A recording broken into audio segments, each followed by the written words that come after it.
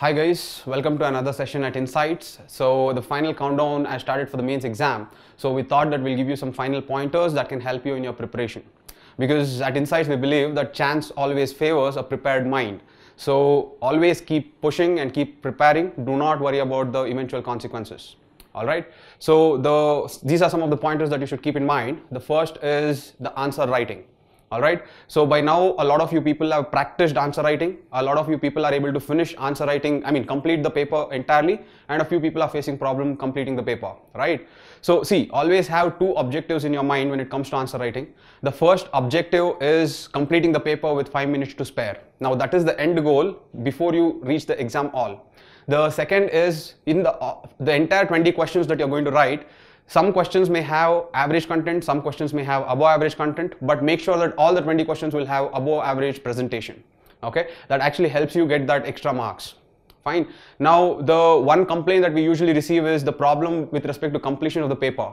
For students who are still facing that problem of completion of the paper, from today you do this every day. That is, you take 1 hour tests, and in that 1 hour you take any 6 15-marker questions and try to complete that 15-marker questions.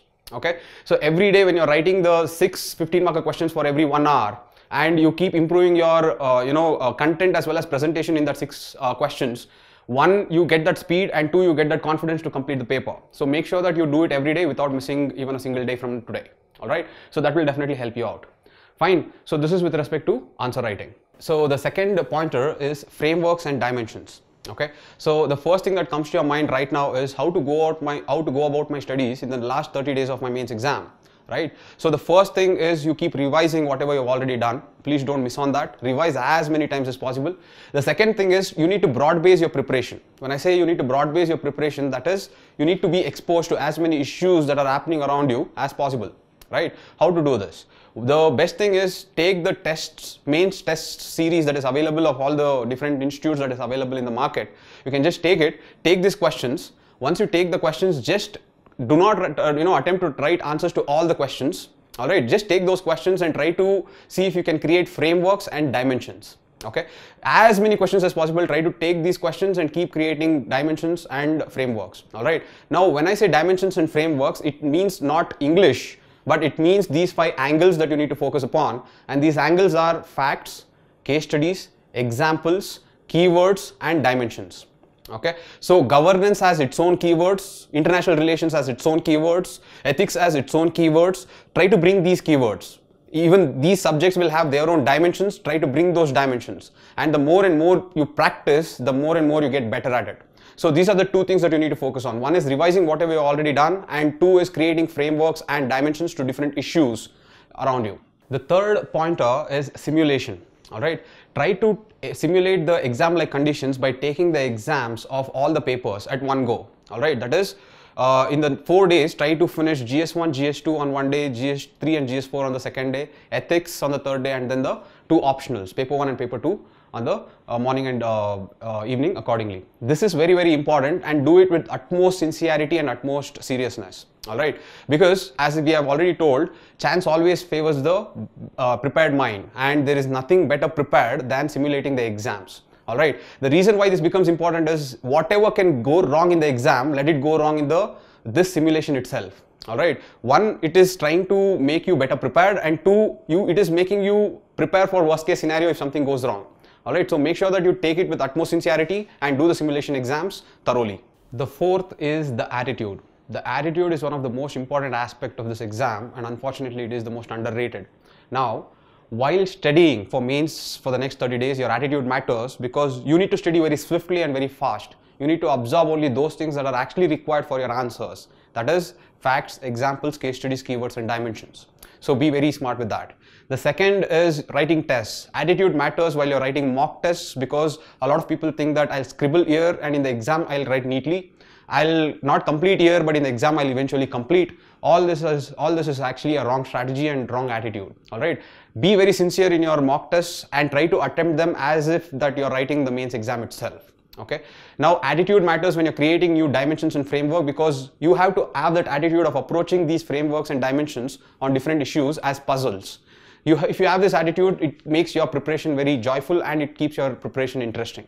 And finally, the attitude actually matters in that mains exam that starts. Alright, the moment you go to the exam and see a question that you have not studied, that doesn't mean that you eventually will write a bad answer. Right? So if you can approach that question like a puzzle, if you can use your cumulative knowledge that you have prepared for so long, you can eventually write a very good answer for even the questions that you have not prepared. So your attitude matters there. Okay, and also make sure that you are not taken back the moment you are seeing something that you have not studied. Finally, on the day of the exam, let's say that the mains exam has started. If one question does not go well, if one paper itself does not go well, or even if the entire day did not go well, do not give up. Always still have the same attitude that it is not over until you win. Okay, so attitude matters. Make sure that you have a very right attitude towards it. The next pointer is smart work. Now here I would not tell you to solely focus on a few papers, but I would definitely tell you to prioritize the papers. Alright, I would tell you to prioritize ethics, essay and your optional. Fine. So now if I take ethics, it is always better if you have analyzed and if you have created frameworks on previous year questions. This helps you in two ways. One, the content that you are creating for the frameworks in the previous year questions can be used in the current exam. The second is it helps you develop that ethical vocabulary. Right, so that is the two main advantages. The second is essay. In essay, I know that you people have practiced a lot of essays. Now is the right time for you to just create some 5 to 6 themes and get some fodder points for these themes. Now, how to get the themes? Just analyze the previous year papers. You will get 4 or 5 themes that you eventually keep reflecting in every year's essay. Okay. The third is your optionals. Make sure you have your short note snippets done for your optionals on every topic in the syllabus. The reason why this is important is you will get some time for optional. I think the 5 days of time to prepare again. In that 5 days, you should be in a stage to at least revise everything or every topic in the syllabus 3 times. And that becomes possible if you have done some short, crisp notes that you can keep turning, repeating it again and again.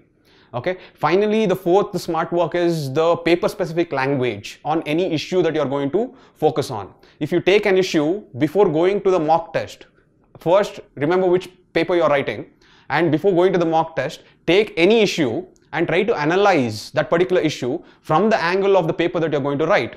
For example, if I take urbanization, I can analyze urbanization from the paper specific language of paper 1, or I can analyze in paper 2, or I can analyze it in from paper 4 angle also. Alright, so develop that exercise of before going to write that particular exam, always have that habit of analyzing any one issue so that it works like a warming up session, so that your mind also works on those lines. Right. So if I take urbanization, I can analyze it from historical angle, the social angle of urbanization, the geographical distribution of urban regions and their sphere of influence. This becomes more or less like paper 1 angles. If I take paper 2, I can talk about the institutions, I can talk about the stakeholders, I can talk about different actors. Right, I can talk about the governance issues. So this becomes paper 2 language. So like that, before going to that particular paper, take one issue or any issue and just analyze that particular issue on the lines of that paper. Okay, so these are some things that you need to do it, and this kind of gives you that differential, or this kind of gives you that extra edge when it comes to your mains preparation. The next pointer is do not be overconfident or underconfident. For students who are scoring very well in their mock tests, please do not get into your comfort zone. There is no space for lethargy. Be consistent and keep pushing. And for students who are scoring low in their mock tests, it doesn't mean that it is the end. It doesn't mean that the same marks will reflect in your mains exam. There is ample amount of time for you people to prepare. Remember that attitude matters. Always have that attitude to seek which are your weak areas and make sure that the weak areas become strong and the strong areas become stronger. Alright, so keep pushing, guys. And finally, one more thing is the compulsory papers. Please do not neglect your compulsory papers. At least give one mark of the area in the compulsory papers that you feel you are weak. The seventh pointer is health and positivity. Health is very important, guys. See, when you're writing the exam in the 3 hours, even if there's a simple cold or a cough, that simple cold or a cough will depreciate the quality of answers that you're writing. Alright, so make sure that you take care of your health, you eat properly, and you get the necessary hours of sleep. Right, because sound body means sound mind.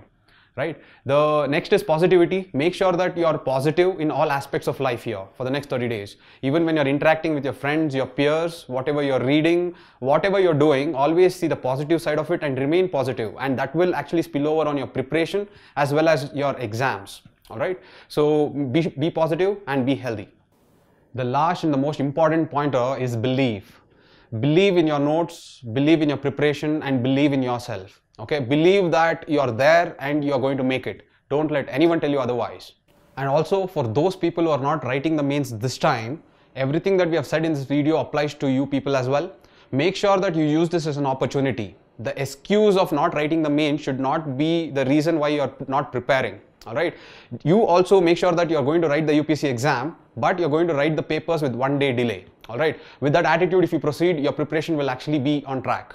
Finally, make sure that you give everything that you've got for the next 30 days, because this is the most important stage in the exam and the only stage which you can control the outcome of.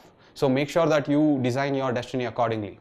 Now, don't try to compare yourself with others, or don't try to be perfect for others, thinking that your friend writes a better answer or your friend is able to complete and you're not. Always make sure that you're competing with yourself. You're trying to make yourself better every day.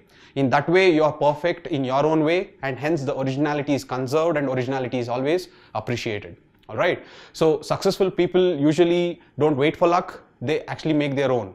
So this is your chance to make yours, right? So stop complaining, keep pushing, and make sure that you don't stop until you win. So from the Insights team, we wish you all the very best. Thank you guys. Rock it.